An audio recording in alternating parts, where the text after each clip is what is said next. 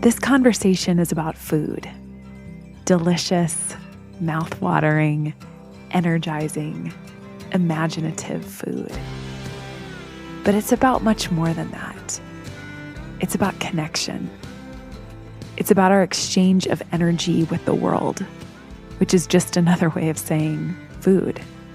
Input, output, fuel, creation. Food is the way we eat the world. It's this incessant reminder that we are part of a network of ongoing exchange, that we are dependent beings, dependent on air, water, energy, and fuel for both body and spirit. This is the second episode unpacking the surprises of an adventure I took to Bali for 2 weeks that unexpectedly turned into 2 months. Turns out it's not an uncommon experience. People talk about Bali as a vortex that either spits you out or sucks you in, and it won't let you go until it teaches you the lessons your next chapter demands. I was wildly upended, disoriented in its wash and rinse cycle of soul work, challenging new ideas, astonishing beauty, and tough love. Happening into one synchronicitous conversation after another, I started to realize this place is less a paradise for honeymooners, retirees, and dropouts, and more a hub of innovators and futurists, an incubator for the future. In my first few days in Ubud, a mountain town and cultural and spiritual heart of the island, I started chatting with a guy who spent a few years in house arrest in Burma, working in a monastery with persecuted monks, and his words revolutionized my sense of what I was doing there. He said, "Bali's about conversations." In other words, it's not so much a place to be seen, to be toured. It's less about sightseeing destinations, though I can't begin to describe to you the infinite shades of green, the jungle's invasion of everything, the sense of uncontrollable life, layers of lush, unimaginable fertility, the skin of moss that spreads over stone altars in centuries-old temples, how big the bamboo stalks and banyan tree roots swell, and how many colors of butterflies float everywhere. What the forest sounds like. How fast the cold rivers rush across black sand beaches toward warm ocean breaks with perfect barrels famous the world over. Even with all that, it's more about conversations. Long, meandering connections, recognitions, widening perspective on the big questions. People come here to find their people. People allergic to small talk. Ubud means medicine, and it's been a nucleus of healing for centuries. It draws people willing to do the work of facing their wounds so they can become healers. As I explored in the last episode, Second Mountain people.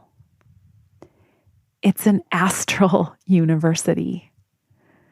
I spent a lot of time in graduate seminars trying to get at the stories, ideas, structures behind why the world's working or not working the way it is.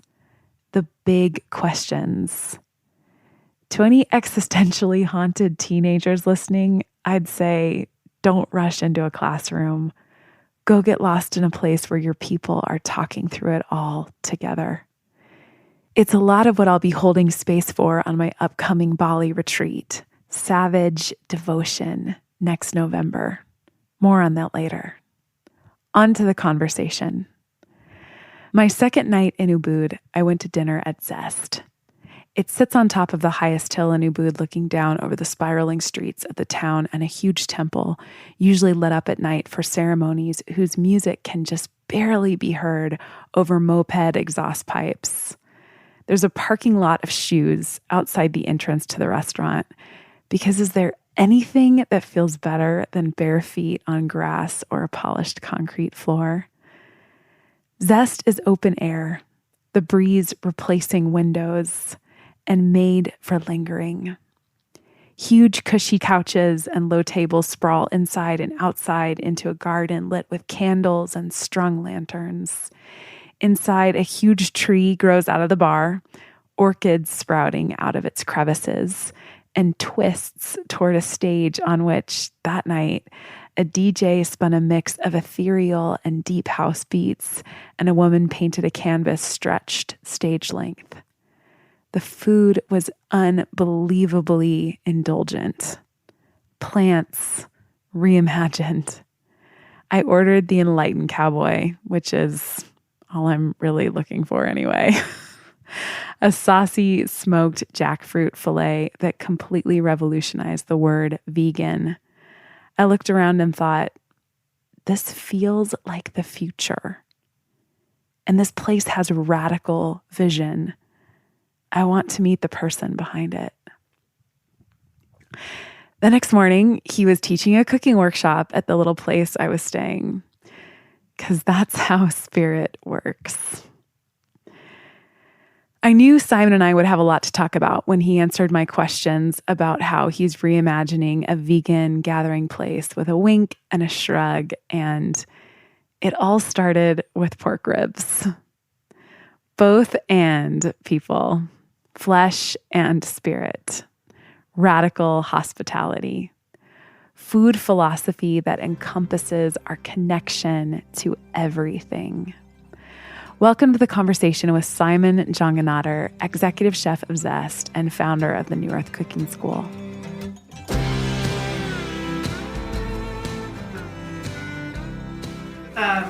Okay, so I'm here with my new friend Simon.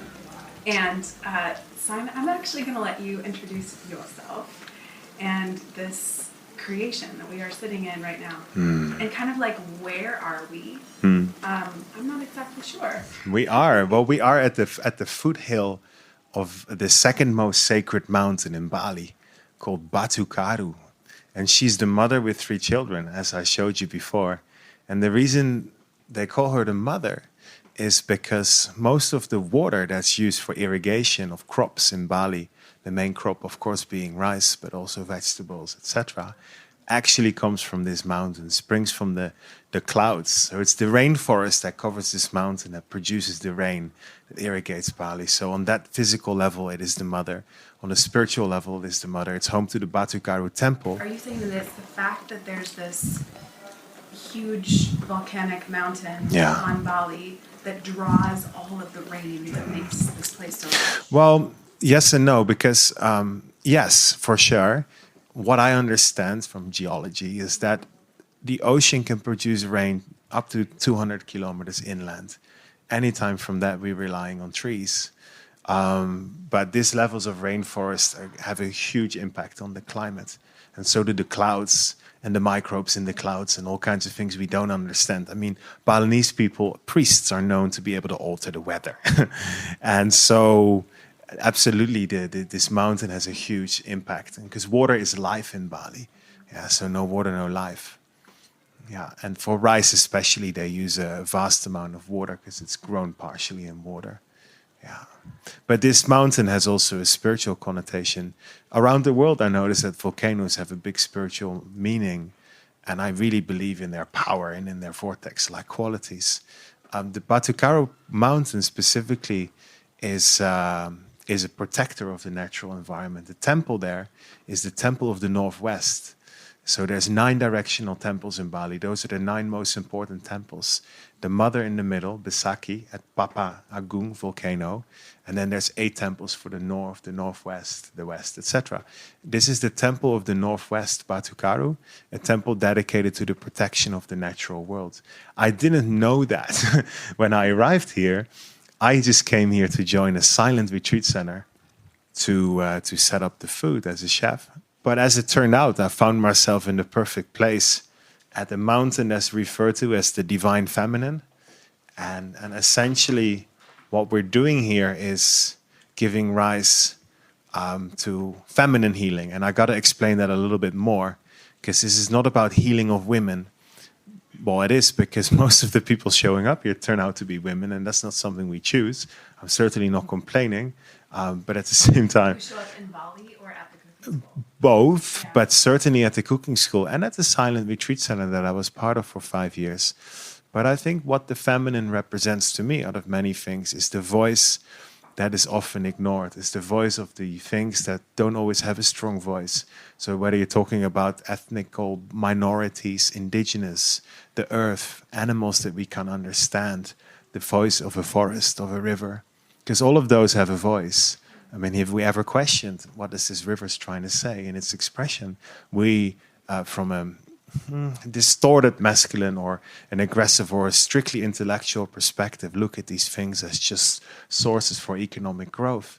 But as we can now all see, is that that way of looking at things is imbalanced and is causing rapidly destruction and rapidly actually the possibly the end of humanity's presence on this planet.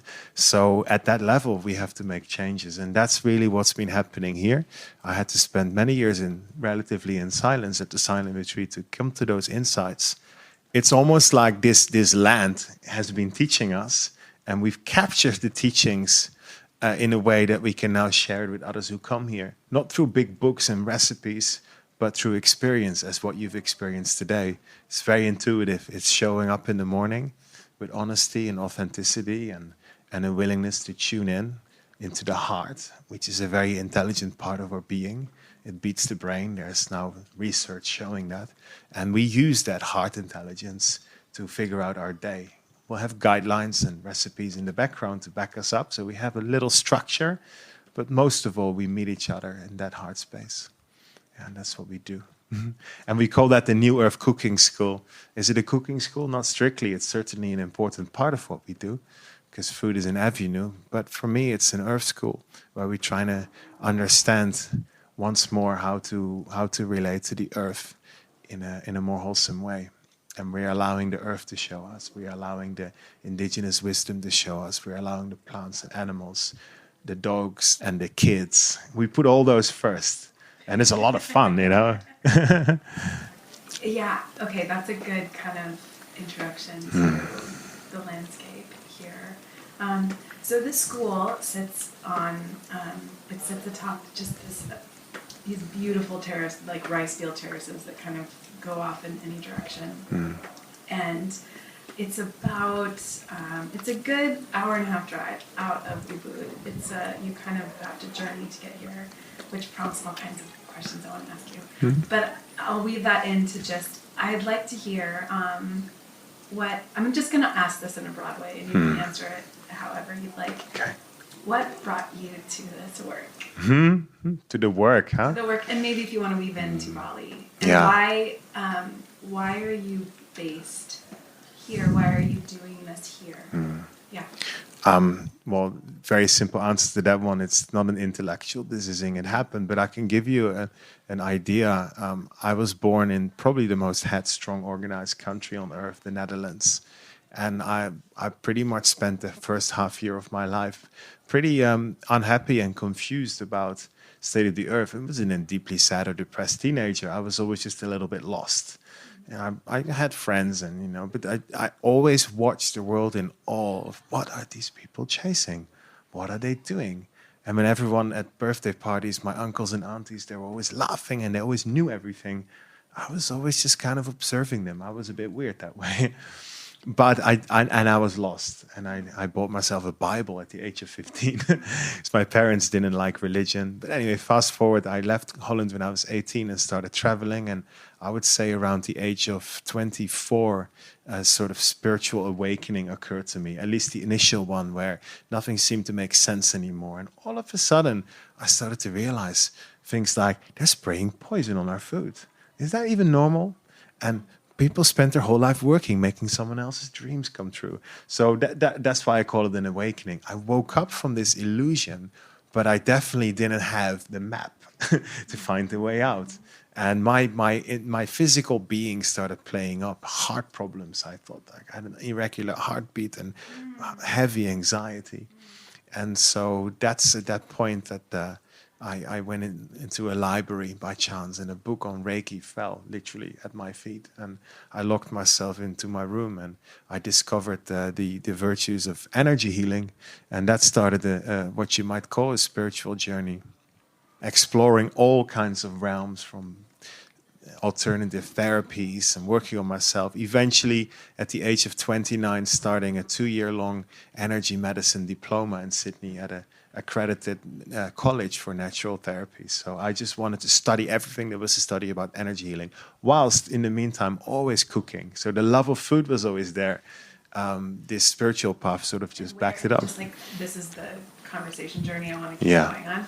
But quick, like what shaped your love of food? So it's a really good question too, because it actually all comes back to the mother. Because my life's journey seems to be around the mother archetype, the mother energy. And I grew up with my mother and 2 sisters. Dad left at the age of 9 and wasn't much in touch with him. And as a boy in a household like that, there was not much I could do right. And I was probably pretty rebellious, obnoxious, and annoying to them. But cooking was the one thing that made perfect sense to me. I would spend hours with my mom in the kitchen, and that's actually how we connected. Always fascinated with food, always loved food, heavily medicated myself with food as well, so I could suppress my emotions by overeating. So definitely a big food journey. Always healthy food. That's probably why I grew up to 6'4". But definitely also seen that dark side of food, and it's always been a battle how to manage my sensitivities and that sort of stuff, emotional side of things, without drowning myself in food. It's been an interesting journey, but basically my whole life I felt comfortable around food. I always had this idea I can cook anything I want. It made perfect sense to me. I never needed a recipe book, and at the age of 22 I decided to become a chef. So I ditched the business studies that I've done, and I had a go at the corporate world, and it didn't work for me. I walked out of there, and I joined a restaurant at the bottom ranks, and I became a chef. So this is alongside that journey. And then a few years in of working in these high-stress kitchens, that spiritual awakening kicked in. And then fast forward that timeline, around the age of 28, when I started that spiritual energy healing diploma, I decided to also leave the busy restaurant world, and because I couldn't do it anymore, that level of stress and perfection, and actually went on the path of organic food, natural foods, etc., etc. Yeah, and then to fast forward 2 more years, finishing those 2 years of doing the energy medicine diploma course were brutal, in a sense that they were purely focused on working on ourselves, on our own psyche, including past life regressions, and 100 hours in clinic doing energy work on other people, and studying death and dying, and so many heart-opening, mind-bending topics had me really peel myself inside out. So when that journey finished, I had literally a dream about moving to Bali. And I would already come to Bali on holiday from Australia every now and then, because it's, like you said, it's so easy to just come here and meet people. So I would, by choice, go by myself on holiday so I could go around Bali for weeks and meet people and do spiritual stuff. Yeah, meet my tribe and just do strange workshops and travel the island and hang out with the locals. And I would still get drunk every now and then, go partying. There was no boundaries to that. But Bali was really my safe place. I felt at home here. And there was just this dream, like, moved there. And without really knowing what I was doing, I started giving away all of my stuff that I had built up in a good 7 years in Australia, a household, couch, furniture, and all that sort of stuff. And I just gave it all away. I didn't even sell it. I was left with a backpack and a few things in storage, not much, which I later just got rid of. And I flew to Bali initially for 2 months. And then that is 7 years ago. and then things started falling into place. So your first big creation here is, well, actually before Zest, there was a restaurant before Zest. Yeah. Yeah. So I'd love to hear about that journey. I guess the journey toward New Earth's cooking school. Mm-hmm. And also, and this is kind of like my live question that I'm dancing with all the time, which is, I'm curious, like, when when a vision for feeding people, like when a vision for, whether it was a vision for a restaurant or like when that kind of started to take shape. And certainly, and we like just kind of started to talk about this a minute ago with the cooking school, like, so just along your way, you know, I guess this is quite a long preface. Your journey toward this cooking school and the restaurants along the way, like, how have you kind of, how have you sort of understood a relationship between hustle and flow, right? Yeah. Initiative of like, I have a vision, I know what I want to build. Yeah. So, okay, time to make the to-do list, time to start making the phone calls. Yeah. And so how have you sort of like rumbled with resistance? And it's like 5 different questions. Well, I can wrap those all together and find a flow within that. But one stands out is about vision. A friend of mine reminded me that we were 20, it must be in the beginning of the cooking journey, 24. We worked in Amsterdam for a bit in a restaurant, I believe. I can't remember exactly what age, beginning 20s. And apparently I had talked to him in detail about building a place in a beautiful location in the middle of nowhere, welcoming people from all over the world and sharing with them my love for food and whatever love I have. So rather than me looking up these social situations, I would have this quiet life somewhere and have people visiting. And I forgot that I even had that vision or even shared it with him. I just followed the breadcrumb trail of passion and joy. Want to cook? I cook. I want to do this today, I want to do this today. So I'm a very free-thought person, a relatively lazy mind. Like, I don't like to set goals for myself. I don't like to plan too much. I have a very strong vision. I have very strong desires for the world. But I'm pretty surrendered about the how. And I think that's always worked in my favor. So I can't say that I actually ever done hustle. Sorry. I'm all flow, but part of the flow has been tremendous amounts of resistance. But my reaction to the resistance has never been, oh, now I got to go out and hustle, so to speak. I just take it as a challenge, and just handle them one by one. Like, for example, when I was really excited about taking on this chicken shed that's now a school. And I'd made the family an offer, and I was very sure that we were going to get it. You know, you just feel it. And let me ask you, like, did the school come before or at the same time as Zest or after? Let me give you a little timeline then. So it's really important to mention the Bali Silent Retreat, because that's really been for 5 years a playground for me in which I got to develop a vision in the first, a philosophy in the first place. Yeah, it's next to us. It's a place built by a lady called Patricia, and I was allowed to fill in the food vision of this place. I was allowed to just come there and use the kitchen and gardens as a blank canvas. And it's important to know that I didn't come in there with a set belief on how to cook healthy food. If anything, I was deeply frustrated with the health food world. I thought it was full of pretense, and I still do. And full of unnecessary packaged food, imported foods. And oftentimes these foods might serve the individual, like this quinoa will make me healthy, but they don't serve the communities, and they certainly don't serve the earth. And it became very clear to me very soon, like, how could we possibly live like this, not caring about the effects of these health foods on the planet? This is what we got to understand. 10,000 years of agriculture we're in. Through agriculture, food lost its meaning as food and it became a commodity.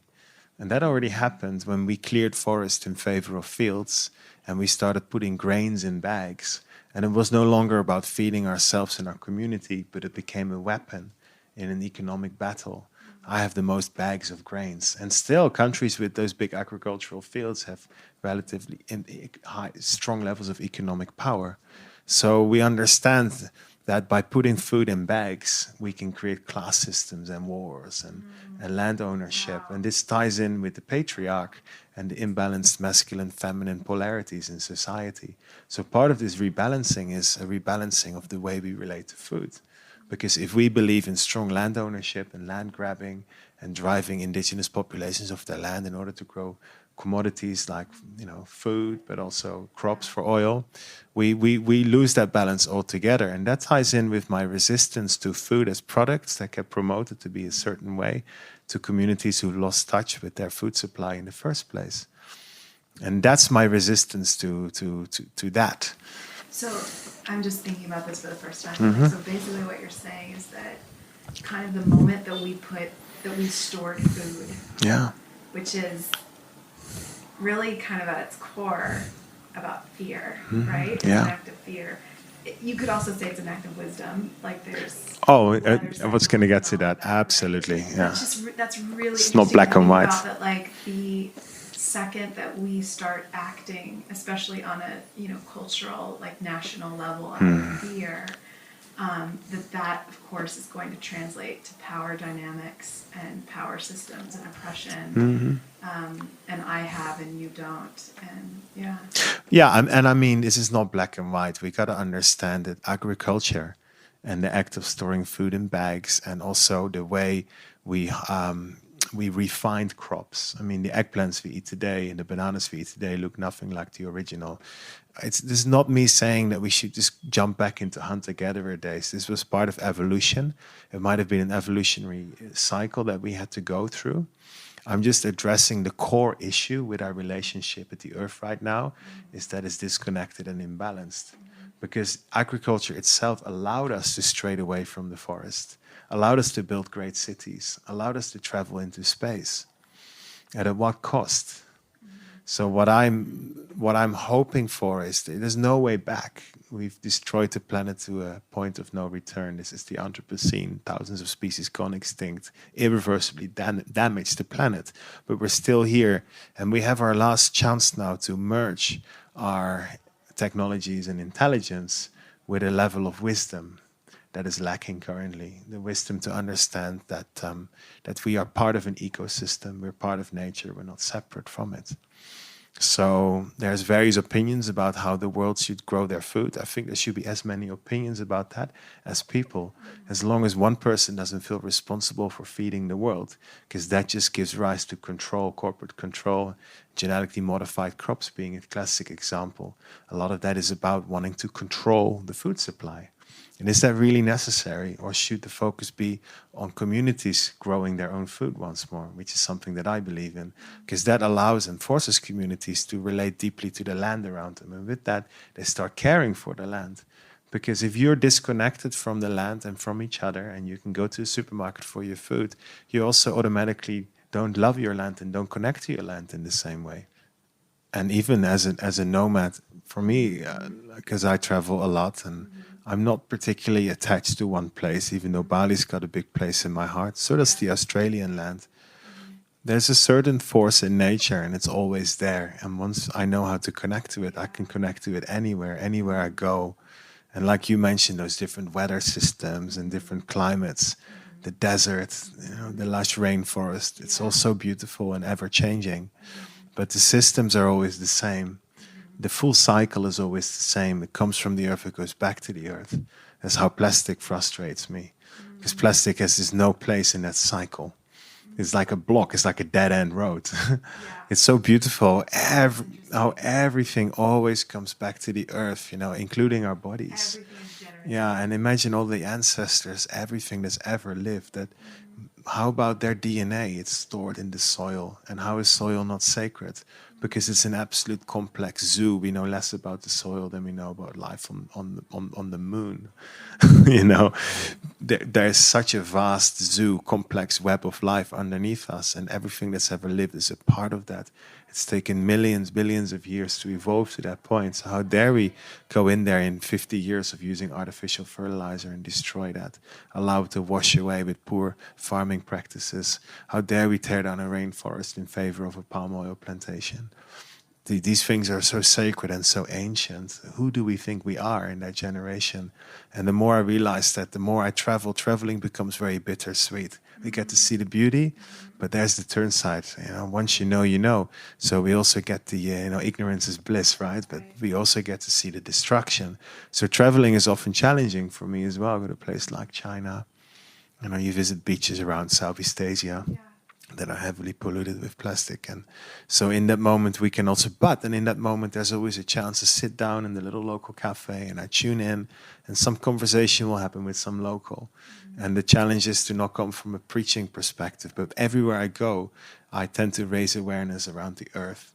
And in Asia, it's easy because I tend to bring back people to their original ways and to complement the intelligence of their way, that these people can build their own roads and their own temples. And I say, don't wait for a Westerner to come and fix this, because look at you. You built your own village. You built your own cities. We have governments doing that for us. So how can we find a way for you to fix this plastic problem for all of us? And of course, usually, and I'm just mentioning plastic as an example, there's other environmental disasters taking place. But hey, a lot of it comes back to the way we eat. A lot of these things come back, because what do people really need except food and shelter? So a lot of that, like, if we start creating situations for ourselves again, that the earth around us becomes more responsible for providing at least some of our food, or at least our food, our dishes are a translation of the earth, which traditional food always is. It's silly to serve Italian food outside Italy, because this was a representation of Italy at that time. It can always evolve. With climate change, we're going to see dishes change as well.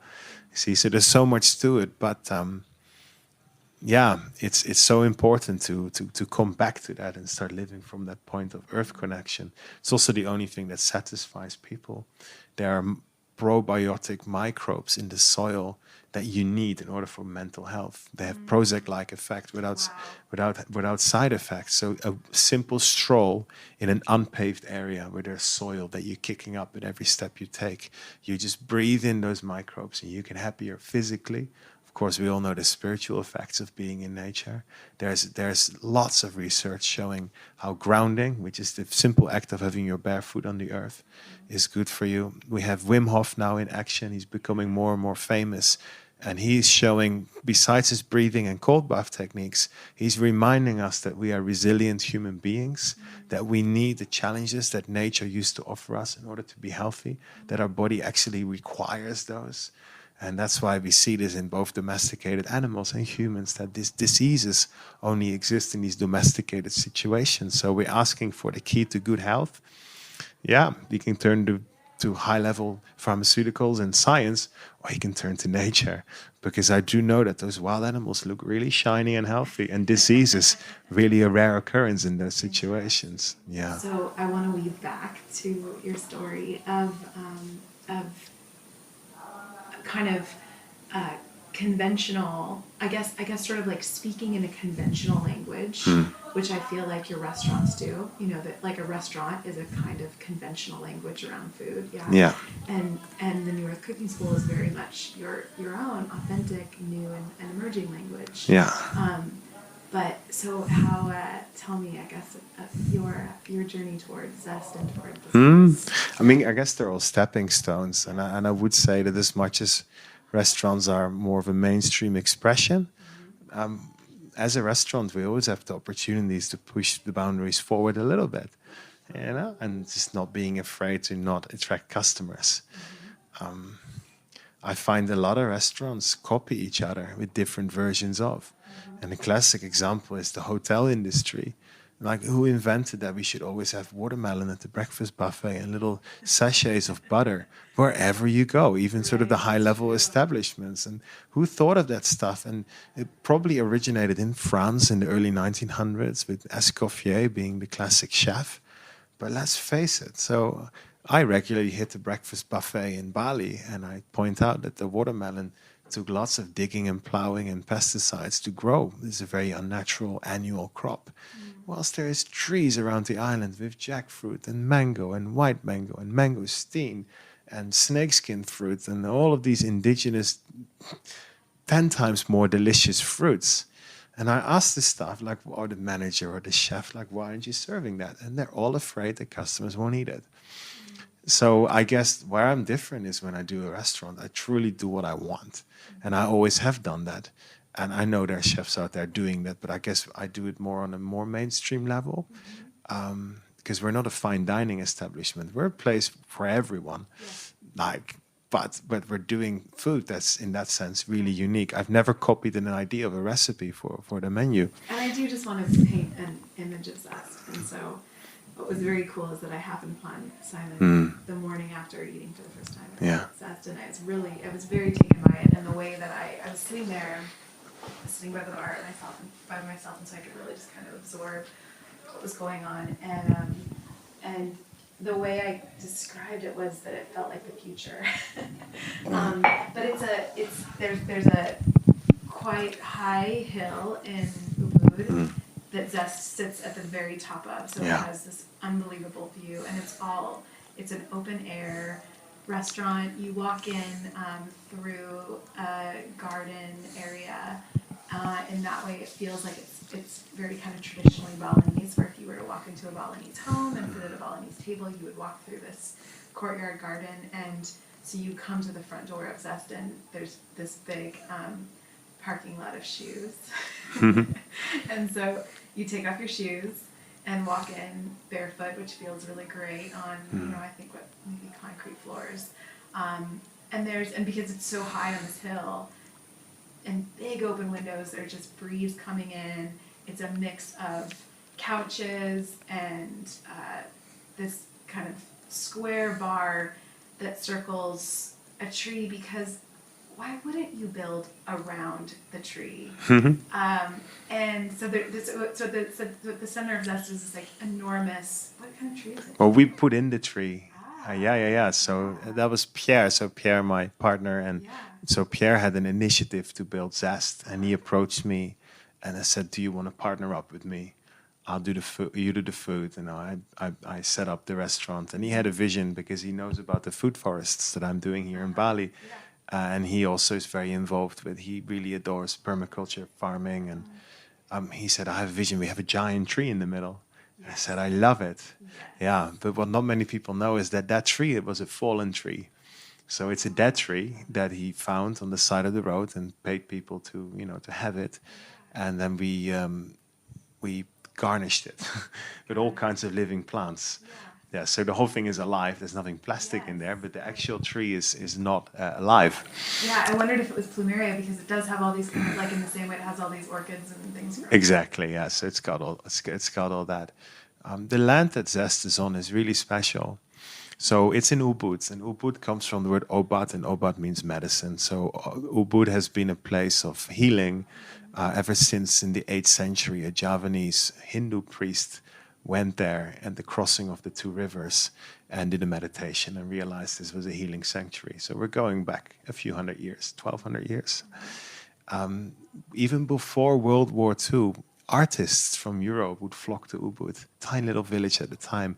The most famous one being Walter Spies, and many books have been written about him. And also a man called Bonnet, Bonet. He was a Dutch-French ancestry artist, which is funny because I'm Dutch origin and Pierre is French.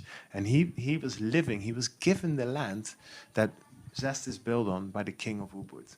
The king of Ubud became his best friend. And what Bonnet did, he looked at the trees and plants and flowers in Bali and he goes, "Don't you see the beauty?" And then he looked at the way the artists of Bali would portray them and he goes, because they would follow traditional ways. And he said, "Open your mind, paint it like this." And he literally single-handedly changed the artist scene in Bali and allowed Balinese people to paint differently. And I don't want to give myself a pat on the back and and make myself sound like some ancient artist, but I feel I do the same with food. The Balinese, I've always come here since the day I've come here, and I've looked at their ingredients. Yeah, the first chef who welcomed me in Bali pulled out a bag of frozen peas from Australia, and he goes, "Wow. Master Chef Simon, I got the best ingredients for you." Whilst he had piles of this amazing fragrant ginger and torch ginger and galangal next to him, and he just pushed those aside and said, "No, don't worry, we got frozen peas." So I think honestly that often the Balinese and the Indonesians and perhaps anyone in Asia or in the tropical regions of the world don't realize how magnificent the plant world is here. People complain here sometimes, Westerners say, "Oh, the carrots don't taste right in Bali." No kidding. But have you tried the mangoes? Why eat carrots? Like, don't you understand that you're just bringing your European colonial attitude to this country and now you're expecting carrots, which were brought here by the Dutch? We should really focus on those things that naturally grow here and amplify them and work with them. And it's so obvious to me. And the service is being scraped here, but 9 out of 10 restaurants still serve traditional fare. You could be in a French restaurant or an Italian restaurant. And that has a lot to do with insecurities and really valuing culture. So again, it ties in with that, like valuing the indigenous and the natural and the real over this colonial and imported and stately and mainstream. And so it's interesting how this came together and how Zest is, after that building being empty for 6 years, now a place where we are celebrating and amplifying everything beautiful about Bali. But it's not a Balinese restaurant, it's Zest. And no one can put their fingers on them. Like, we haven't chosen that. Of course, Pierre gives it a unique flair. He organizes the events, and he has a very specific taste on furniture and music. And why I love Pierre so much is that we can totally match our talents and our passions and totally get out of each other's way at the same time. And he allows me to completely have my way with the food, and I allow him to completely have his way with the events. We don't question each other when we see each other. It's just brotherhood and love, and just thinking about the next project and having a good laugh about it. Yeah, and enjoying it. Clearly, he was brought to you, and you were brought to him. Absolutely, we don't doubt that. Beyond belief. Yeah.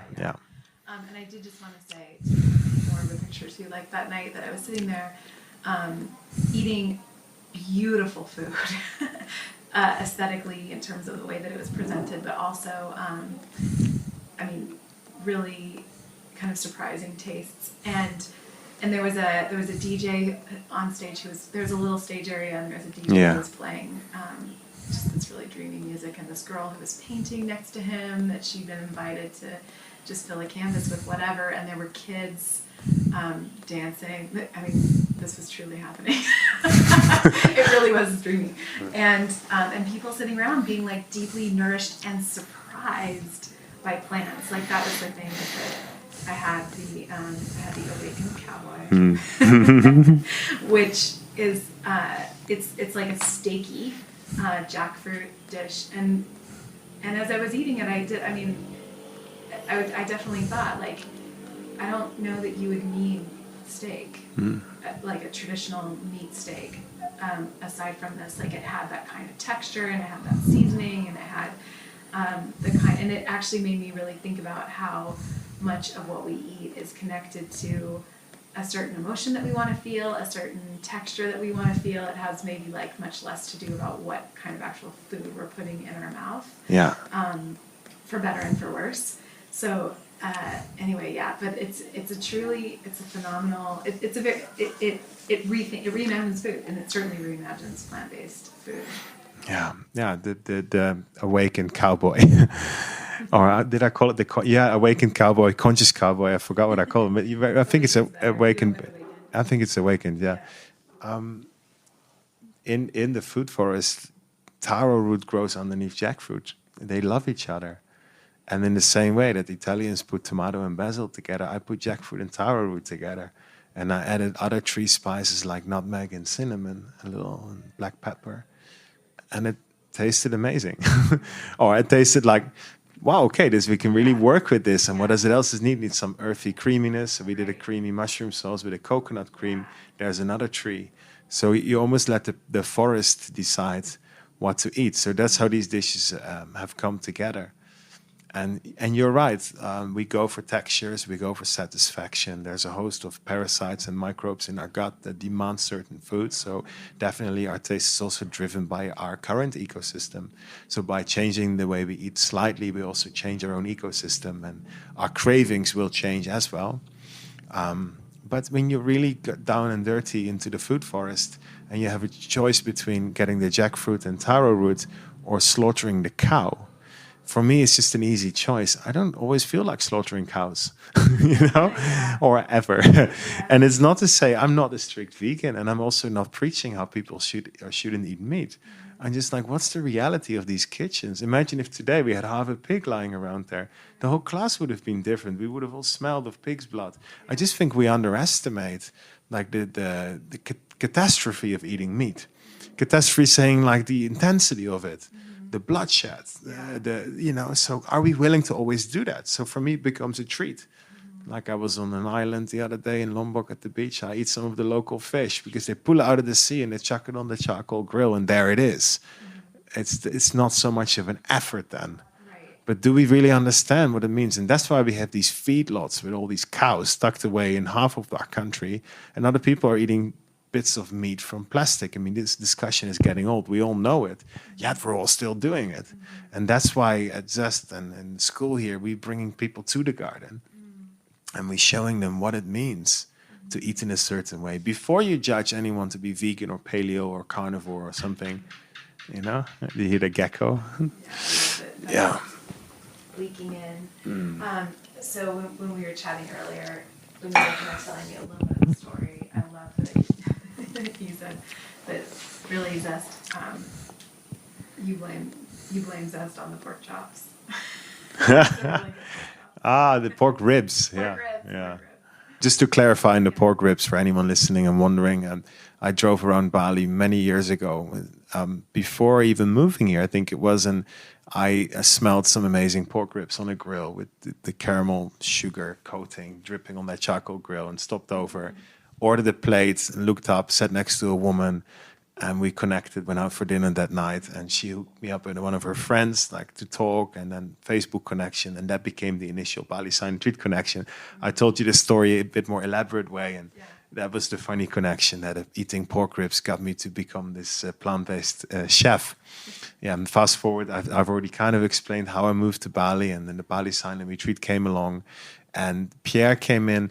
At one point, a customer at the Bali Sign Retreat came to, I did a weekly talk, and was very inspired by what I was sharing in those talks, and he explained that, hey, my wife has a dream of building a cafe and dedicated to mothers, and she is a mother with 2 children. They were actually in the middle of a divorce, and so he introduced me to his wife. She came up to Bali Sign Retreat, and it's one of those that just flowed and it rang true. So she had dreams of opening this cafe across from a very famous birth clinic called Bumi Sahat. Robin Lin, who runs that, was CNN Woman of the Year, and they do a lot of amazing things.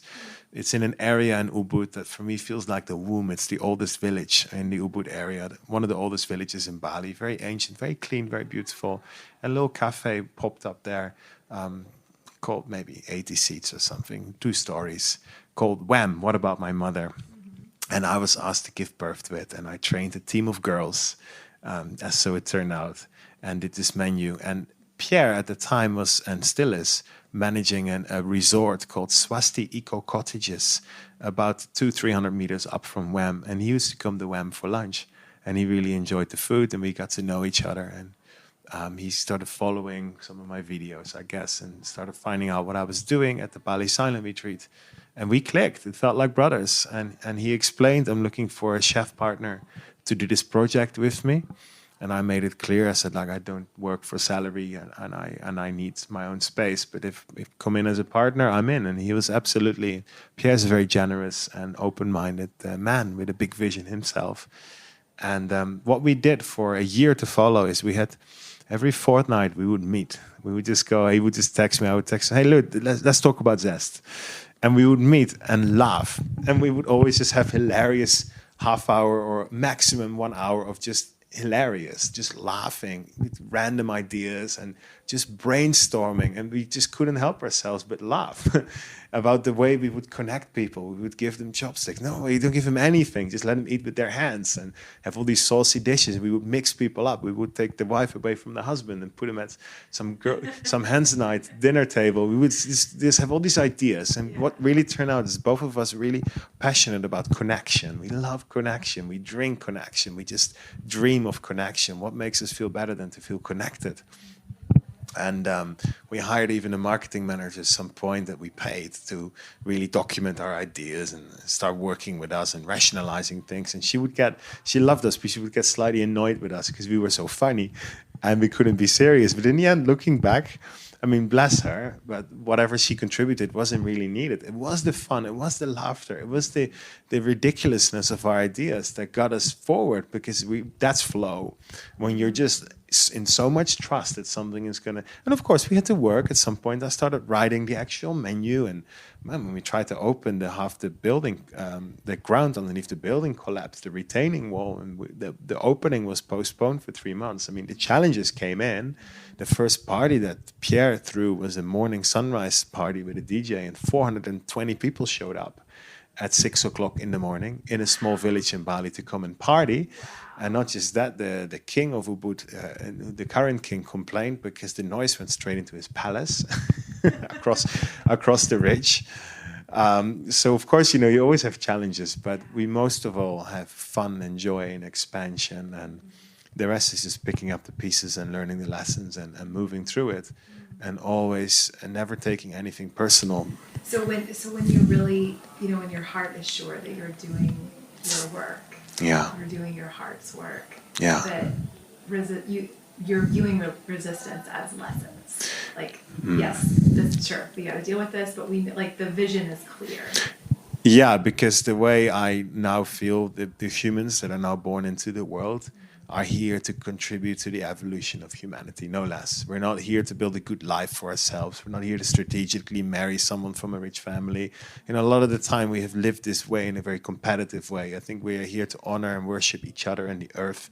We're here and when we live a dream life, a super happy life, a super connected, a luxurious life of flow and beauty and tropical fruits. That is not some elite luxury that only a few of us can have. That is the life that as humans we now could live. We could turn the planet, or we could allow the planet to become the paradise is destined to be, and we can fit our way in, and we're now smart enough and advanced enough to make it really delicious for ourselves. It's just, are we going to choose that? And are the fears of not deserving that, or it's been drilled into us. Now you got to work hard and you got to suffer and struggle and to get what you want, and you can't just have it all. Yes, you can, but it's not some kind of billionaire dream that the next you can have $1 billion, just manifest it, and you can have everything you want. The thing is, what we got to realize, what we truly want is what spirit wants. What we truly want is what the planet wants.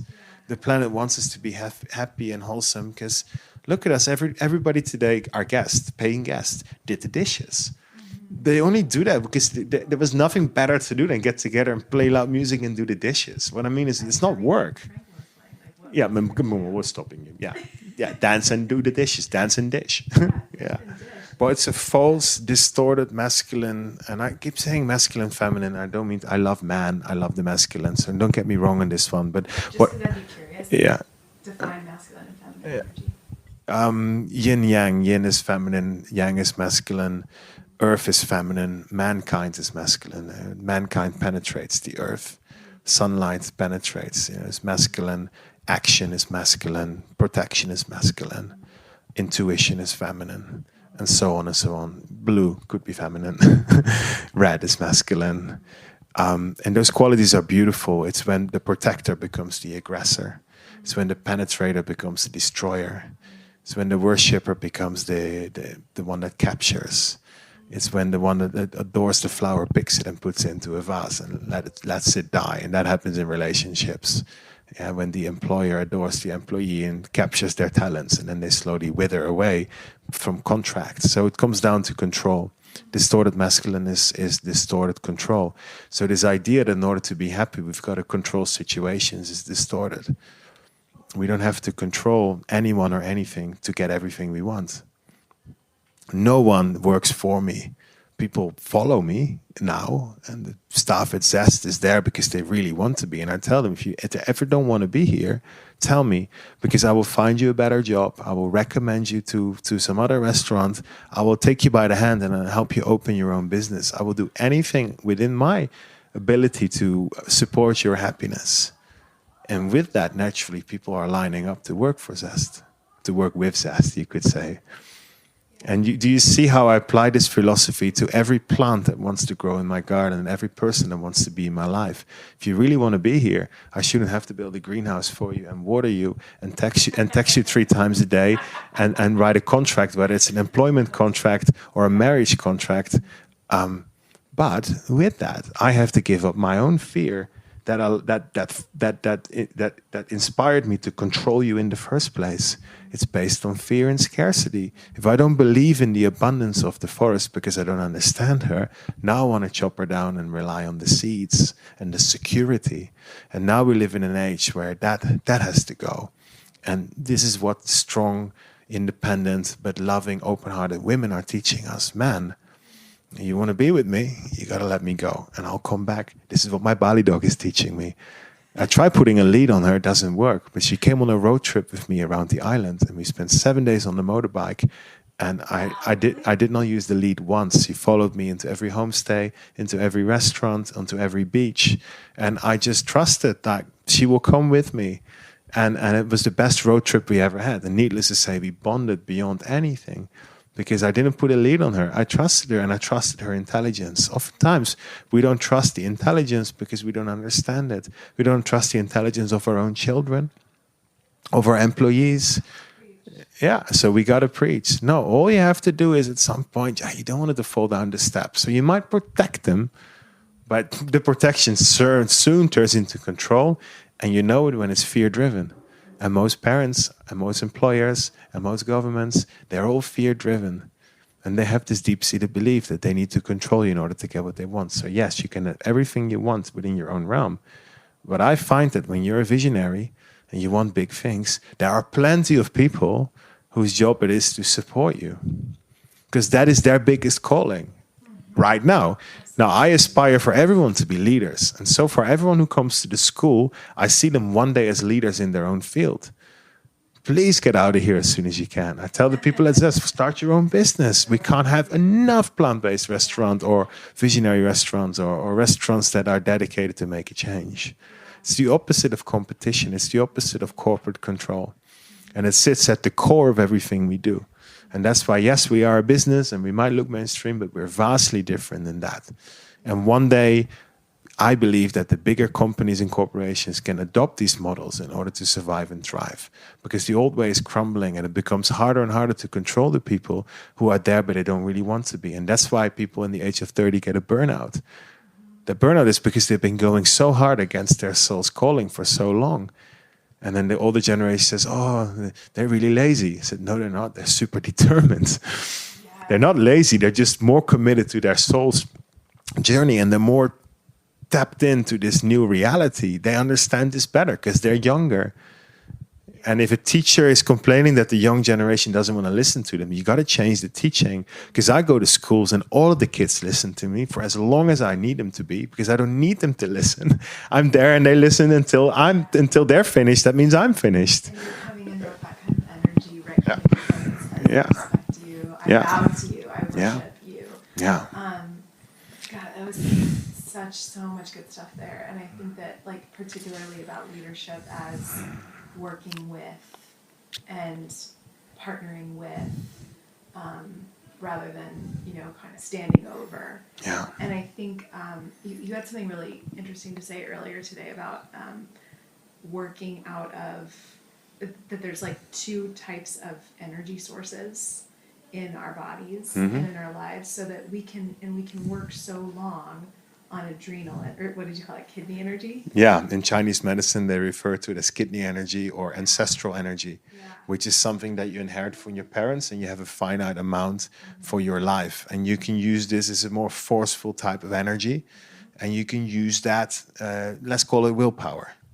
Yeah, and then there's... adrenaline. Yeah, and it's adrenaline driven, and when you have coffee, you unleash more of it. And if we were to think of it in kind of masculine, feminine terms, like a very masculine kind of. Exactly. Yeah. And then we have the feminine reception, where we drop into our heart, and this is feminine, and we allow the masculine to penetrate us, which is spirit, and this brings along an energy that you might see on someone's dying bed. People have been dying for a while and they've been resisting it, but one day they just know, I'm going to die. I've spent some time with someone like that, and all of a sudden they're full of energy and they're full of life, and it shines through them. It's that divine energy. Well, ideally we tap into that energy a bit before, because we all experience it when we witness an amazing sunset, or in the deepest of deep intimacy with our lover, or we're just high on life. We feel free. Some people get it when they go on holiday, but we feel free when we feel like we're doing everything that we came here to do. And that is really we're high on God. We don't need drugs or substances. A little cup of matcha is nice here, but yeah, a little cacao. But like we're a drug and alcohol free school, and we don't even mention it. But it's just naturally because we're always high on that energy because the emphasis on doing exactly what we want, and that energy is infinite, and it flows through us, and it's intelligent, and we can trust it. So when we are feeling that energy, but we still feel tired or we still feel inward, it means we have to listen to that. It means we're in a stage of root growing.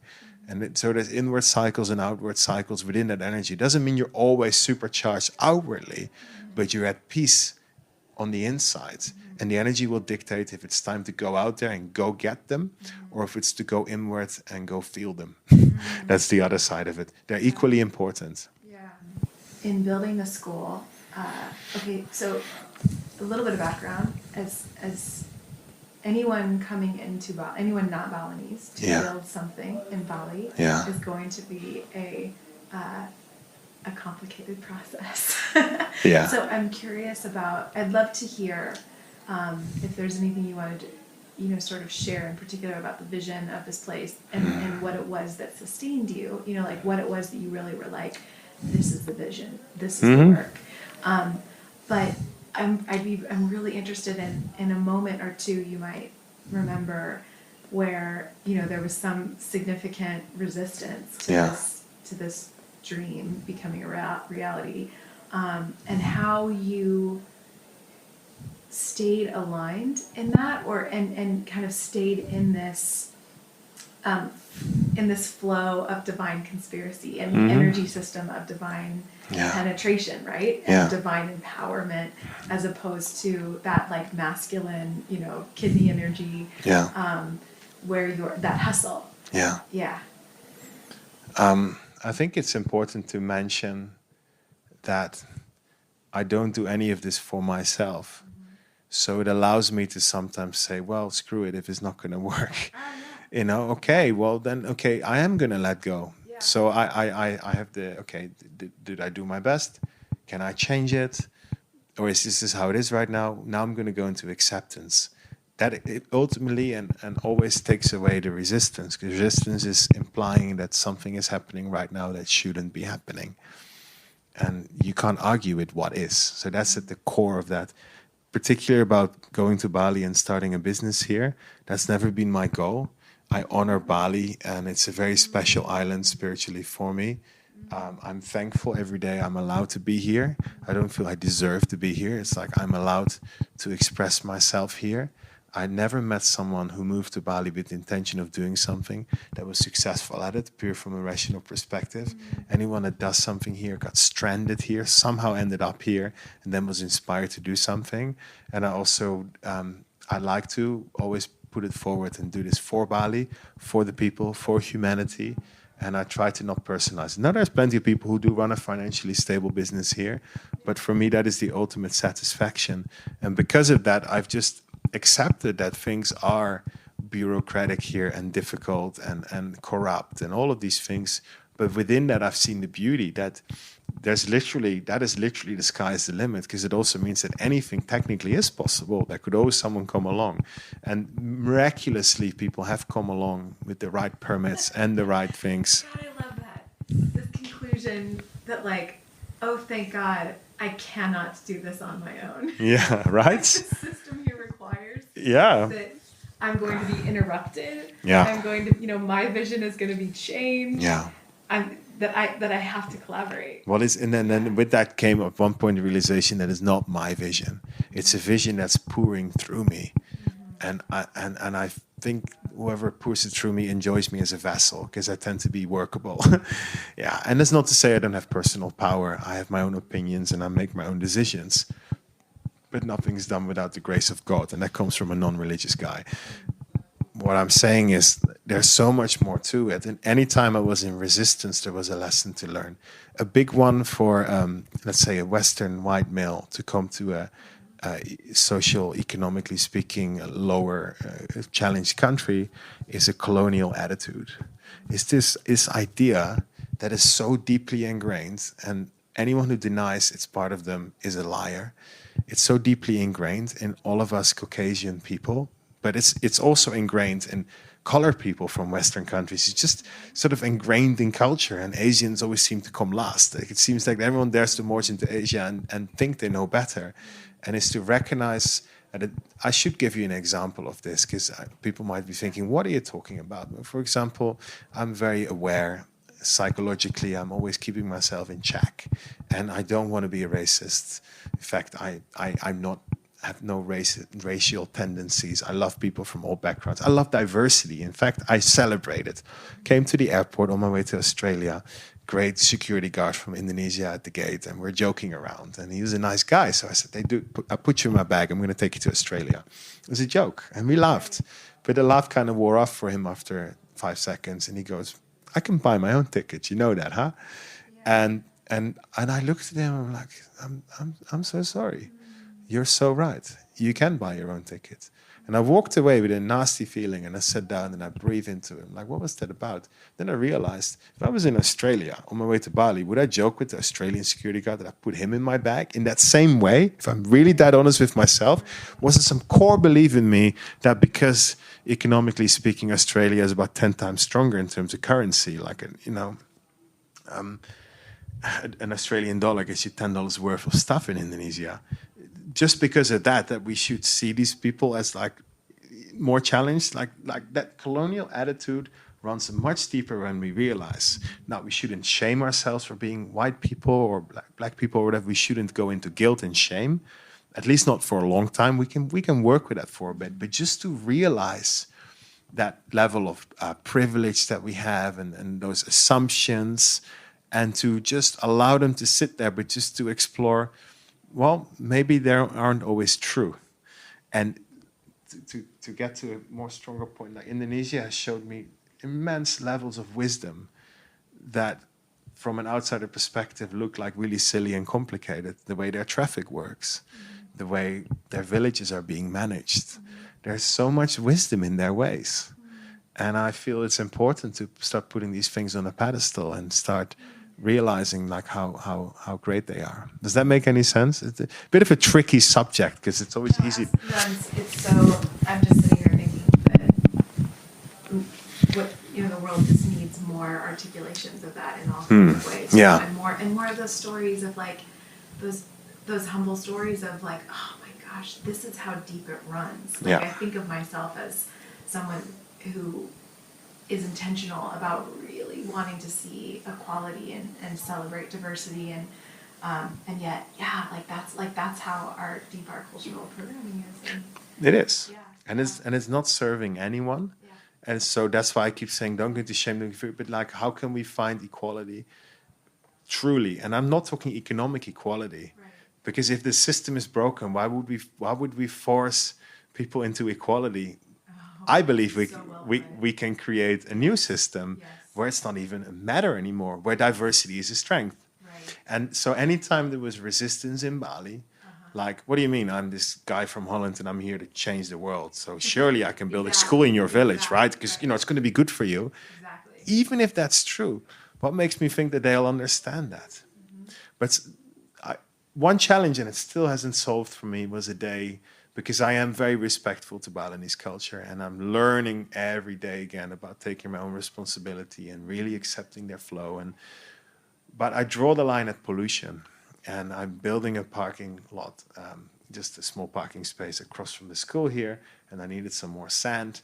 And apparently some local chief of the village had offered, or a local chief had offered to dump a few trucks loads of sand to help us out, because that parking lot was going to help them as well, because they can park there when they visit this particular temple that we're across from. So one morning a truck rolled up, and I could see from the window of the school that it was full of paint cans and plastic and pollution. And this is in like the most sacred soil that we've been cultivating with organic compost. And boof, half a truckload of rubbish started pouring on. So I ran out and I'm like, stop right there. Right. And so when I'm in earth grief and I see pollution, I get a bit fiery. So I strongly told them to stop doing it. And like, what the hell are you doing? And that was taken, even though it was explained afterwards that we have an organic garden, that was taken as a huge offense. How dare you reject a gift from the village, a truckload of rubbish with a bit of sand in between? How dare you reject our help? So now no one wants to help us all of a sudden build that parking lot. That becomes a sensitive subject. Like, how do you explain to people how sacred soil is to you? How do you explain that this microplastic is going to affect the generations to come? That I'm really also doing this with their children in my heart, and how like and I draw the line still. I said to Ewan today, because his dad isn't knows about this, and I said I will never ever accept pollution on the land. And if that means that now the village thinks I'm an ungrateful man, we'll just need to have another meeting. So some of these things will never be understood. So it's not to say that it's always picture perfect. And it's also not to say that as a foreigner, we should never stand our ground, because sometimes when it comes to that, I'm really strong. But generally, resistance is an opportunity for lesson, yeah. Yeah. So good. Would you explain what permaculture and what food forests are? Permaculture is a phrase coined by two men called David Holmgren and Bill Mollison, probably originating in Australia a good 50 years ago, maybe more, maybe less. Bill Mollison was a biologist, and already in his youth, he realized that the way agriculture was affecting the bay in Tasmania where he lived, he saw it slowly, the fish disappearing. The way we were treating the earth was not a permanent form of agriculture, or on a broader level, a permanent form of culture. So he coined the phrase permaculture as a permanent way to relate to the earth. And he really focused, I guess, on agriculture. Food forests in themselves are regenerative. So you never have to go and plow and dig and spray, and you have an infinite supply of expanding forest that can self-generate and self-heal and bring balance. And it's just such a beautiful expression of the natural world. So to mimic a forest and grow your food in that is the most logical thing, isn't it? It's not in the first year the most productive way of doing things. And this is basically like as opposed to what we would imagine as a farm, where you see like fields of monoculture. It's not even a farm. Yeah. See, even a farm, for me, implies that we are producing. Whilst to me, a food forest, the reason we grow food forest, we facilitate food forest, is a deep love for the earth. Our dream is to facilitate a complete ecosystem. Then we go in there after that into our own creation, which is by that time are no longer our creation. It is run by zillions of species, and we go in. It's like intended to get wild. Yeah, it's intended to get wild, but you can also come in and have inputs. You can chop certain plants you don't want and favor them to plants you do want. The more human input, the more human output. But it's a piece of land that you build a long-lasting relationship with. Now, fancy this idea. Now, we came to the Amazon forest, and we thought it was a wild forest with some random indigenous tribes, and a lot of them died because we brought the flu and we killed them. But what if the Amazon forest isn't an original forest? What if there was huge civilizations of up to 1 million people living in cities that don't look like our cities, but they were very, very intelligent civilizations? And what if these people, what they were doing, they were clearing bits of forest, going out into the original forest and finding plants that were beneficial to mankind and replanting them and then leaving and letting it rewild? And this could be the reason why the Amazon has a relative high level of edible, useful plants to people. So who is to say that food forestry isn't ancient? Just because we Europeans couldn't recognize farm fields, which only the mind can recognize because everything looks the same, doesn't mean that wasn't the case. Because as humans, see, nature isn't necessarily designed for humans, it's designed for all living beings. But we can tweak it. We can choose the plants we enjoy and allow them to mingle, and then we mingle in, you see? And then we all mingle and we all get along. So now that we have 7 billion humans, we can't just have the natural vegetation of the earth feeding us, but we can steer it towards a vegetation that feeds humans. But the way we relate to each other on the earth will completely change. We're not having huge food factories and office jobs, and in that same sense, it would mean that in my vision, like plant life would just be surrounding us. I mean, look at the school. You park your motorbike under a passion fruit trellis. Why have a normal roof if the passion fruit can shade out your motorbike and produce fruit? Like, we're really going to put like food in every corner. And you'll see a country like Rwanda, where I just came from, they're already doing that because they're so highly populated. You just grow food everywhere. And so food forest would be like, in your mind, kind of the best expression of permaculture? Yes and no. I think permaculture recognizes what's there and tries to make it regenerative. So permaculture is not tear down the concrete city and build a food forest. Permaculture says take all of the outputs from the city, which could be which could be human waste, and turn it into fertilizer. But Bill Mollison joked, like we were talking about climate change, and Bill Mollison, the founding father of permaculture, and like disasters, and then all of a sudden all these human bodies and people would die, in this mass flooding. What would happen? And his answer was crayfish. So he instantly went to see which other life form would clean up the human bodies.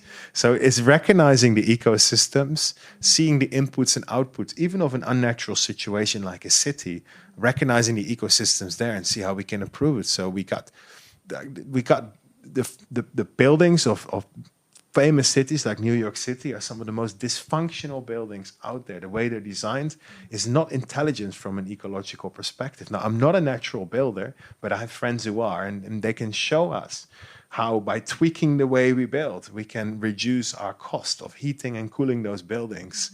And then you can see where food can come in. We got all of this amazing rooftop space. And I'm not naive, and I don't think that rooftops can feed the world, or we can all still live in cities like that. But that's not what permaculture is about. It's about accepting where we're at and then improving it, going towards sustainable and then going beyond sustainable to regenerative. And that is the journey, and hoping that we can spare too much suffering in the meantime, because suffering is happening on a large scale, man-made, because of our disconnect to the earth. That's why we are suffering so much. That's why now we've been talking for maybe an hour. 1,000 people have died hungry, and 1,000 people have died obese in a world that produces twice the amount of food to feed itself. Now, if you say we got it all figured out, no, I don't think so. So we have a lot of room for improvement, and improvement starts right here, right now. I feel like that's a really natural bridge to ask this juicy question that I've wanted to ask, which is, so what does this look like for New York City? What does this look like for London? Yeah. What does this look like for Chicago? And I think, so I guess I'd be curious, you've kind of started to talk a little bit about just greening our spaces in general. But I think also I'd really love to hear what you have to say to an urbanite who is committed to a city for one reason or another, for kind of love or duty, and how they could connect more deeply and authentically, to soil and to their food. I want to give you some practical things, but it's important to realize that I have no idea what it's going to look like. I just know what it looks like today, and I know it looks like madness to me. And I can recognize the force that drives the way that looks. And in the same way, if you stop chopping down the forest grows back. You don't know what it's going to look like, but when it grows back, it's going to look, in my understanding, more beautiful. Some other people think it's horrendous. Clear that ugly forest. But to me, it looks beautiful. So in the same way, we don't know what will happen as humans are waking up. And we don't know how rapidly they'll wake up, and how rapidly the awareness rises, and how much more people will suffer doing jobs they don't want to do, polluting their earth, eating unhealthy food and going to the hospitals and being stuck in that cycle. We don't know, but we do know that things are brewing and people are no longer taking it. And when those people who want it the most are standing up, because you could say that, we keep saying New York City, could be any city. We could say that those big cities in America are glorious, but they have ghettos and they have food deserts. And when those people who are stuck in those situations, that don't have access to the healthy food, when they get up and they get hungry and they really want to fend for themselves, they start growing their own food, we can see a revolution happening real quick. It's how can we support those people in their own revolution without convincing them? But show them, hey, look, you got your outputs there in your compost and your worm farm. There, you don't need to go and eat that fried chicken. But then we start asking the question, why are you drowning yourself in this unhealthy food? And then it's not long before you hit the emotional level, because these people have been traumatized and disempowered. And then we say, that's why the obesity reigns in those impoverished areas, it's not that these people are stupid. They've just been treated really badly by themselves, by each other, by the government, and it's time to rise up. And the way out for that is not a protest and aggression, it is healing. And those people, everyone around the world now is starting to go on a healing journey. And we see this happening in Africa. We see this happening all over the world. So the awakening is happening across the globe, but it's a matter of how fast it's going to be. That will determine what this will look like. But even within a big city, you'll have small pockets, small utopias, small places like this where people get together, they own up to their stuff, they recognize their ego, they recognize their disconnect, and it starts taking small steps towards a better way. And that is reforestation in itself, even without planting trees. That's reforestation of the soul. Reforestation of the soul. Just want to give that its due. And how? So an urbanite, like what are a few things that you would say about ways that an urbanite can eat that is going to ultimately connect them to their heart, right? Yeah. Connect them to soil, connect them to their joy, and really be an authentic way of feeding themselves. Yeah, I mean, being an urbanite, is that something that you are born with? I've met people who are afraid of the grass because that would mean they'd have to look at themselves. Right, so question first what makes you so happy on this concrete. That cities are a kind of armor. Yeah, possibly. No, cities are also great places of connection. Yes. And there is awakened people living in cities. Yeah. But it's usually really simple. Once people are found their alignment and they still want to be in the city, they usually find their ways to connect to nature automatically as well. I mean, I could talk about worm farms and putting plants on your balcony, but I don't know if that's really what they need to hear. I think it's about recognizing that nature is everywhere. Nature is the parasites in our gut, and the mites on our skin, and the bed bugs in our bed. That we really mistakenly think of ourselves as separate. Yeah. We are ecosystems in our own right. We're hosting billions of life forms, and imagine those life forms are worshipping our body like we worship the earth. Those beings were here 99% of the time on earth before any other life was here, and then plants and animals, and finally humans came along, and these microscopic beings will always run the show. They're the ones that eat our bodies, and when they decay, what I'm saying is there's a vast intelligence behind that, and they have interest in having this symbiotic relationship with us. You can't be isolated once you recognize that. Yeah. So we're not separate from nature. We try to separate us with clean lawns and white picket fences and keeping all the spiders out of the house and mosquito spray. But nature is still there because only once life stops to exist.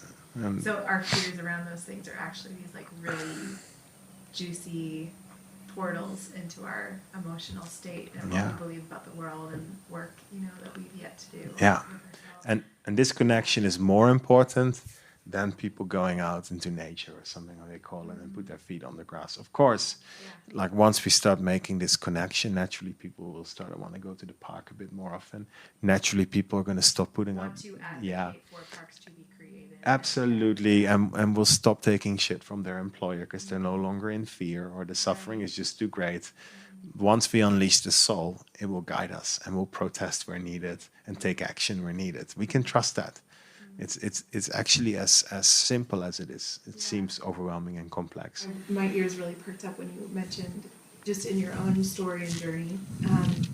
Really interestingly, given your work as a chef and as someone who's, I think, teaching people much more broadly than just how to cook food. Much more. How about this? How not to have to cook food, how to raise food that's so good. You just want to let it sing. But anyway. And that was kind of your own experience of addiction, food addiction and food as numbing. And the work that is kind of calling me, and some of the work that's calling me and breaking my heart right now, I feel like that's how what's calling for your energy is, and particularly I've heard from a lot of women, so I'll kind of paint that in those terms for now. But what would you say to a woman, maybe middle-aged, whatever, who is in a painful relationship with food, in as all addictions are, this like painful and pleasurable relationship to food, and that food is, I've heard people kind of talk about food addiction, like pointing out interestingly that unlike any other addiction, where usually a really effective treatment mode is just to stop using that substance entirely, like alcoholics in recovery or addicts in recovery do, and then after you've stopped using, then you can finally figure out why you were using in the first place. But you can't do that with food. You have to eat, right? Yeah. So, and I think that so many of us, and this is because of obviously like much more deeper and complex cultural shit that we are so bound up in, telling us about the value, what defines the value of our bodies and our desirability and all of this stuff. And then we're also being offered these perfectly engineered foods that are engineered for maximal addiction, right? Yeah. And craveability, they call it. Craveability, yes. And there's just this, I don't know, as I've kind of like sat in it with spirit, like sat in this heartbreak, I feel like so it's interesting that, as humans, we have to eat the world to live, right? We have to consume the world. Yeah. And, I mean, as any living being does. And that,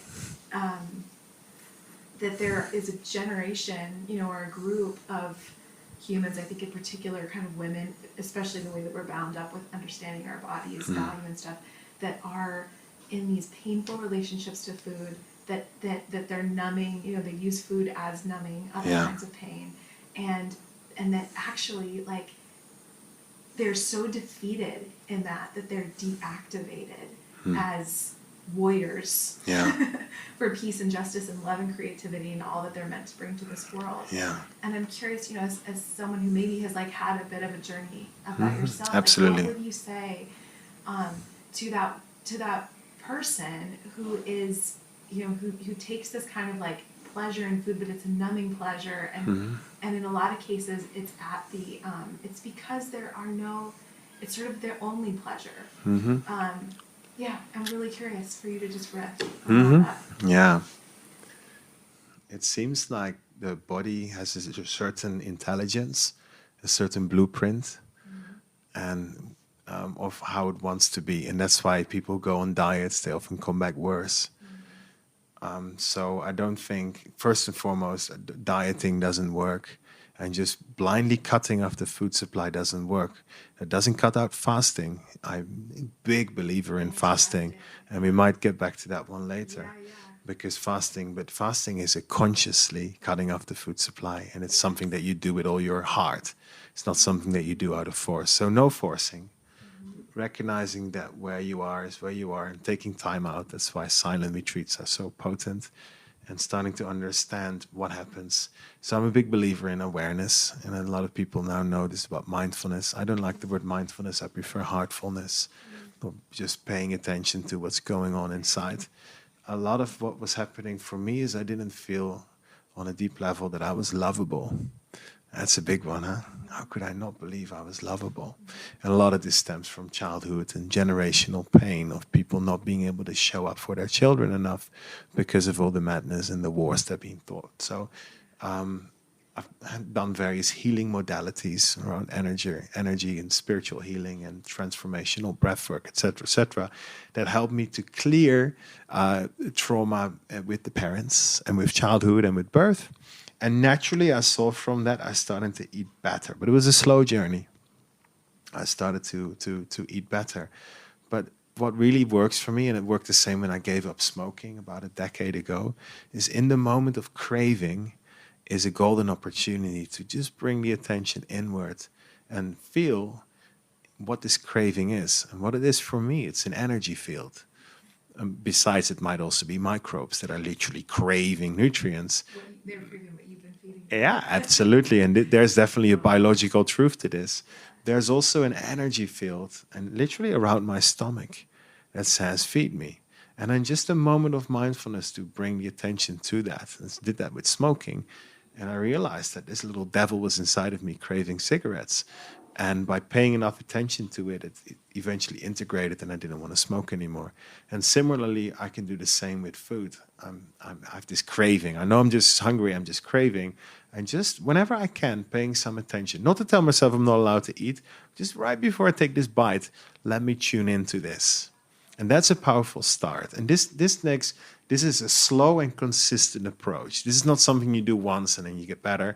This is something that we have to start connecting to ourselves, relating to ourselves and our eating habits. And I also noticed is that when I'm on an empty stomach, I'm more sensitive, I'm more connected. And so it also means that the pain is often greater, because some people might not be as connected. So literally numbing myself with food also meant I had to be less sensitive and I could feel less, so my empathy was less. You would probably tie in with fasting is that Yeah. it's this practice, at least in your experience, of like really purifying your spiritual receptivity. Yeah. So when I fasted in the beginning of this year, that was my longest fast. And it was only 7 days, but that was long for me. And I don't recommend anyone does longer than a day. Yeah. So I don't recommend anyone in the beginning does more than 48 hours and then see and build it up. But I did those already. And then I went for 7 days. I was very determined. That was not forcing myself, no willpower. I just I'm not going to eat for a week. Switched off my phone for a week. Had no commitments for the whole week. We closed the school, and it was probably one of the best weeks of my life. And but don't take this one lighthearted. This is after many years of doing work on myself, and it really allowed, and often the body will guide us. But if fasting rings true, it's worth exploring. But most of all, I realized in that week that I eat too much and too often. And when you can spend a week without food, and at some point you feel great and you can go out and ride a mountain bike, it gives you the confidence that you don't always need food in order to be energized. So now, oftentimes, I don't eat until dinner or I don't eat until lunch, and I feel really great. So you train your body into that resilience. And in the beginning, that's hard because all the systems are screaming for fuel. But those are actually, there's a program called autophagy in your body that the moment you stop feeding it, it goes, it's a bit like, good way to compare it, when you don't go shopping for a while, your fridge gets cleaner and better, right? And it gets nice and organized because you're eating all the last bits. And that's what the body does with all your cells. When you stop eating, it goes around all your cells and it picks up all the half-working ones, cleans them up. So it's an incredible function the body has. And autophagy can kick in after 48 hours already of not eating. So it's a tremendous healing journey. And emotionally, spiritually, but also in my relationship with food. So I tend to appreciate food more now after I do fasting. In the same way, you appreciate a person more if you haven't seen them for a while, right? Yeah. So it's a great way of resetting our taste buds and our love of food. And I think every chef should fast, once a year at least for a few days, because I got the most inspiring recipe ideas as well. So I think fasting is another great tool that we can utilize, but maybe not in the beginning of our journey, because there's a big difference with dieting and fasting. Don't fast because you forcefully want to lose weight. Actually, I didn't care about losing weight when I fasted, but I lost 7 kilos in that week and I haven't put them back on. So it permanently improved my digestion and did some really great things. Yeah. What music do you like to? What music? Yeah. I now understand that music is like food and pop music is fast food. And even though it can be straight up really quite tempting to, they make them really sort of tasty and soul destroying, there is now a realm of conscious music that I've discovered that really nourishes me at a deeper level.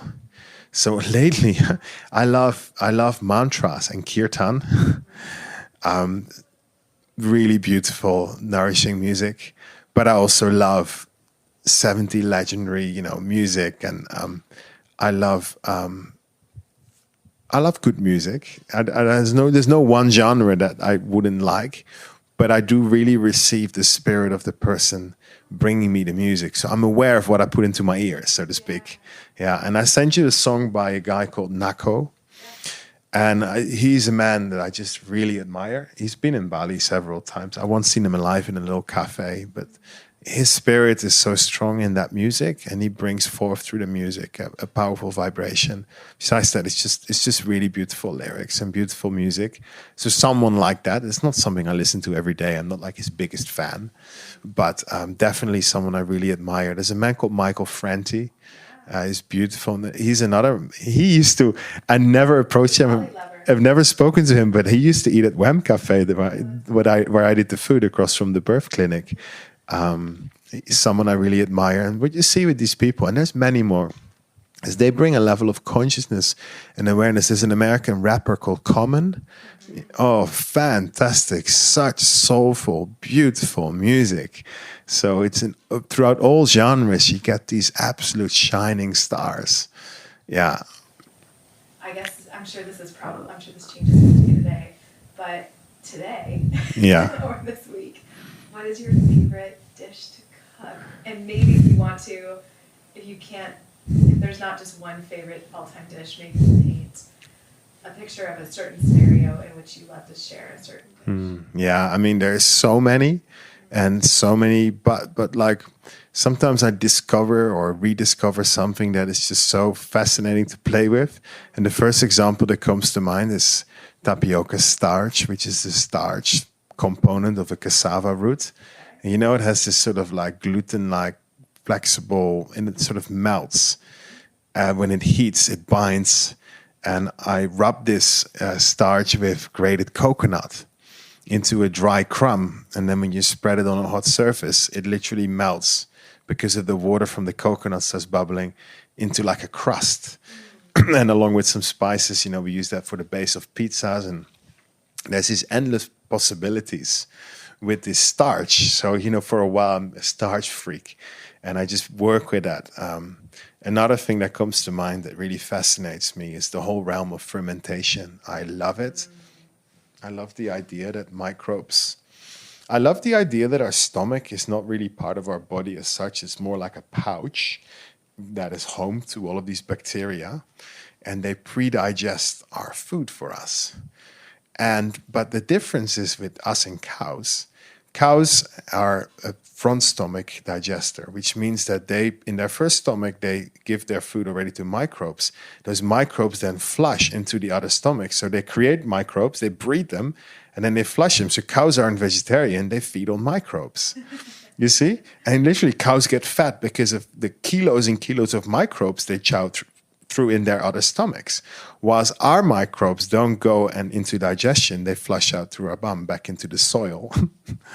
Does it make sense? Like it's different. So for me, the stomach is fascinating with all of its enzymes in there, pre-digesting the food in order to give it to our microbes in the gut. And then eventually the waste product and the microbes find their way out of our body, whilst the nutrients end up in our bloodstream. Fermentation is an extra stomach. Like the cows have several stomachs, we have those jars where we can take foods, because it's hard work for our stomachs to pre-digest all this food, where we can take some of the pressure of our stomach, allowing that vital energy that we don't use in our stomach to go to other parts of our body, to our brain, to our heart. And we can work with microbes before we put this food into our stomach. Number one. Then we ingest those microbes, and they might hang around in our system and do all kinds of miraculous stuff for us. That in itself fascinates me about fermentation. Plus, chocolate wouldn't taste like chocolate without microbes, because that is a fermentation. You take a raw cacao bean, it tastes like nothing, but you ferment it for 10 days and it develops a distinct cacao flavor. Microbes do that for us. So, what's not to love? What's not to love about that? Yeah. Fermentation is grace. Fermentation is grace. Yes, it is. It's delicious rot. Yeah. It's rot that makes something. It's the process of rotting that makes a new thing. Yeah. Right? Like wine is grace. Wine is delicious. Absolutely. And rot is a big word, because rot often also means like spoils. And these are stages of fermentation where the food is not suitable for human consumption because it's decomposing. And we are so brilliantly attuned to that we dislike the smells of rot, whilst we like the taste of fermentation. And then there's that gray area of blue cheese and all that, where it's like, is that bad? Is that good? And it's really fascinating how we can dance that dance, and but our stomachs will tell us if we went too far. Yeah, but you'd be surprised how safe fermentation is as well. And if we follow some simple guidelines, that all of this decomposing and transformation is often just really delicious and good for us.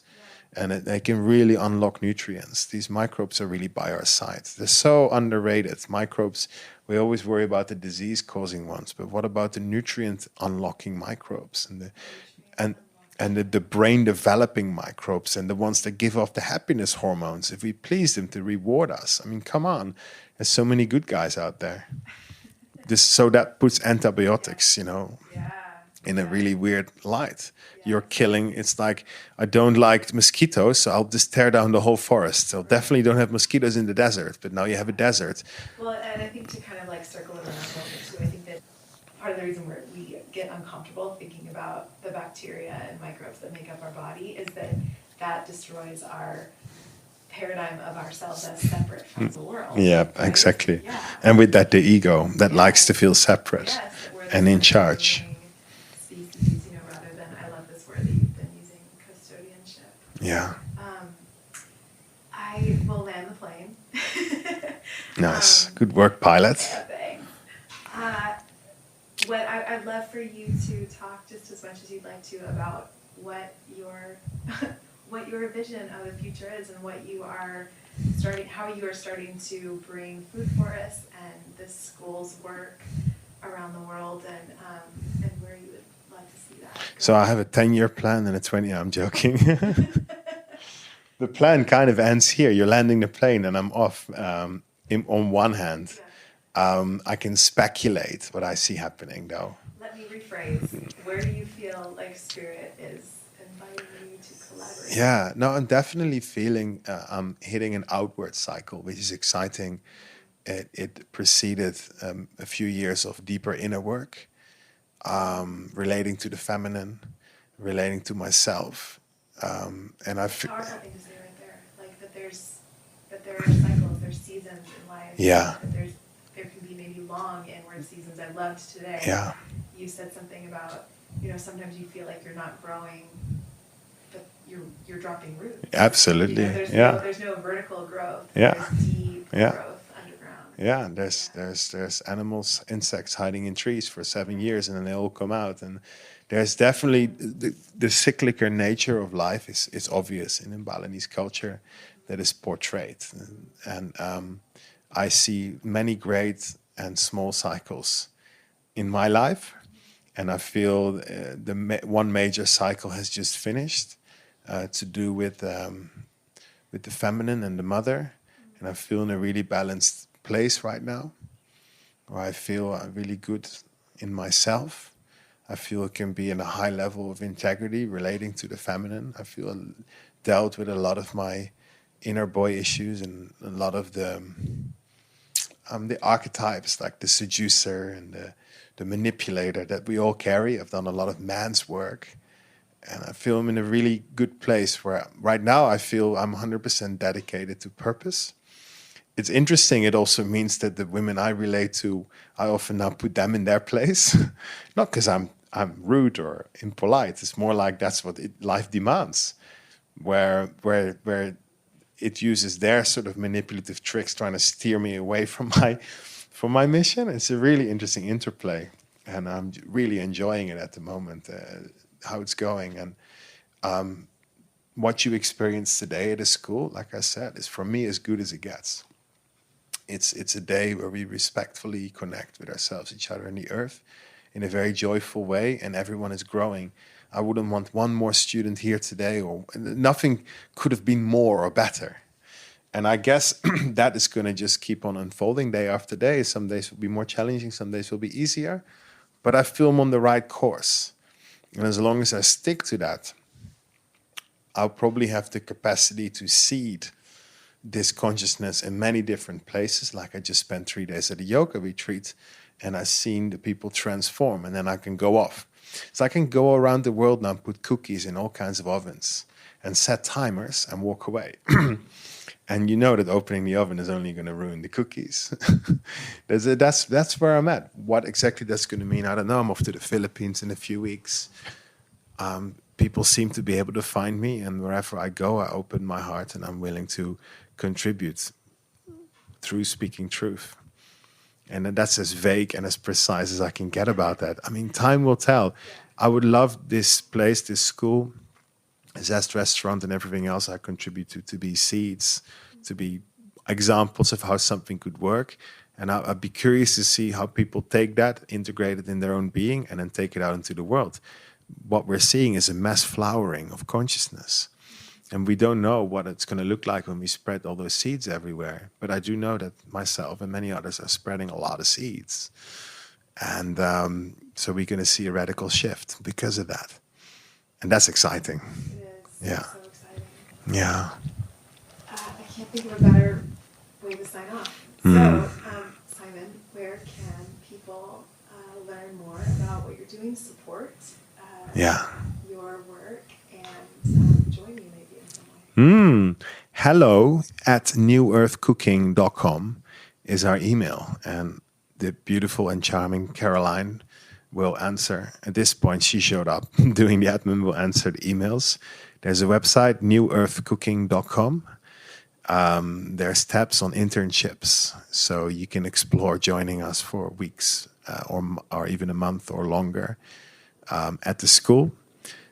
There's a restaurant called Zest Ubud, zestubud.com. And there's an Instagram for both the New Earth School, is new.earth.school, which is a new account. There's New Earth Cooking as an Instagram account, but I really recommend the Facebook page, New Earth Cooking. I seem to have the most audience there and share videos and talks and updates there. There's a YouTube channel too, right? Yeah, I barely use it, but there's a few videos on there for sure. But those, I guess, are the most important channels to get involved. And I would just say, even just being here for today and getting a sense beforehand of Simon's vision through Zest, that if you are interested in really reimagining the food industry, this could be a very important part of your training. I think here, just kind of not just learning, techniques and different foods that you might not have, be familiar with, but really, I think the heart of what it can be like to, instead of managing a staff, to foster community and connection that is collaborative and igniting. Spot on. You said that really well. And this is also probably a place for people who want to go in the food industry, but they are too sensitive or too easily overwhelmed to work for those harsh industrial restaurants. Yeah. And who we can show them that there is another world out there. Right. And that maybe you can become a leader in creating it. Absolutely. And we're showing with Zest that we can run a restaurant with empathy and with that level of empathy. And that we can run a kitchen without a screaming head chef, but a kitchen that functions like a team. We still have a head chef too, even, but yeah. Yeah, it's interesting. The food industry can be just one of the most soul-crushing spaces to work in, and that gets into the food. Just like today, I think we could all kind of feel like we could taste the love and the celebration that was in the dishes that we had harvested and made together. Mm-hmm. So, thank you, Nicole. Thank you it was great meeting you the other day. It was so aligned. Thank you for showing up in the world, and thank you for broadcasting like this. And I always trust that the right people hear this message and they feel inspired. We're just seeding and sowing and allowing things to flourish. Both of us, all of us. Open hands, open hearts. love it. Okay.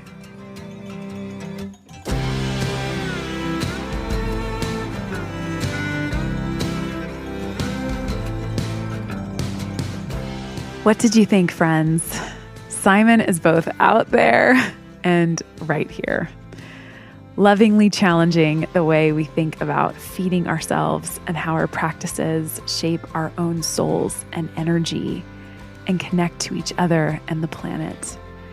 You can find him on Facebook or Instagram at New Earth Cooking. I would love to hear what you think of this conversation. What stirred you and what would you argue with? And 2 invitations. I've been shaping an experience around food, nutrition, body love, and community called Weighty. If your relationship to food is something you struggle with or have questions around, I cannot wait to journey with you through it. It's launching soon, and you can find out more at NicoleMoline.com/mentorship. And speaking of journeys, the Altar Savage Devotion Bali Retreat is November 3rd through 11th, 2019. You're invited. Details are at NicoleMoline.com/retreats. The phrase from this interview with Simon that really resonates with me is heart strong, heart intelligence, less headstrong, more heart strong. I hope it becomes the graffiti on the walls of wherever you find yourself today, your mission, your compass, as we alter together.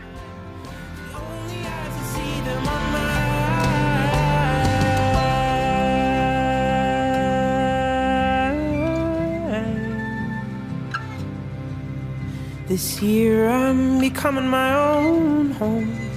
This year I'm becoming my own.